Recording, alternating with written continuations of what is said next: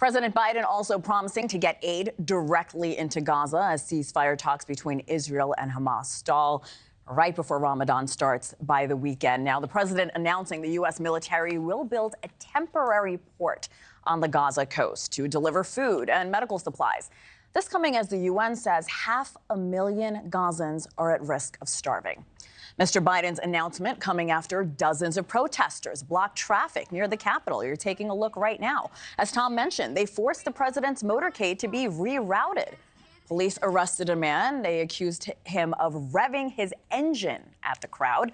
Robert Sherman has more from Tel Aviv. Robert, great to see you. So the region waiting to see what the president would say about getting aid into Gaza. What's their reaction this morning? Yeah, this was obviously something that everybody knew was going to be top of mind heading into that State of the Union address, Henna, as the situation in the Middle East has been really dominating headlines in recent weeks, especially when it comes to the humanitarian situation in Gaza. And we've seen the U.S. taking actions such as parachuting in more aid along with the Royal Jordanian Air Force in order to try and bolster the humanitarian situation there. The latest aid drop, about a little over 30,000 meals going into Gaza. But keep in mind, the population in the Gaza Strip, over 2 million. The president announcing they're constructing a port in Gaza to bring aid in by sea from Cyprus. Listen to this. A temporary pier will enable a massive increase in the amount of humanitarian assistance getting into Gaza every day. And Israel must do its part. Israel must allow more aid into Gaza to ensure humanitarian workers aren't caught in the crossfire.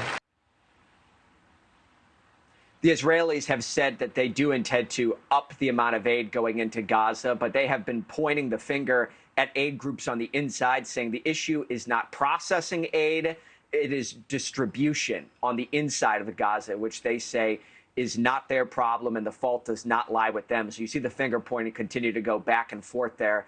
That's part of the thinking in getting a maritime corridor open to allow aid in through a completely different channel.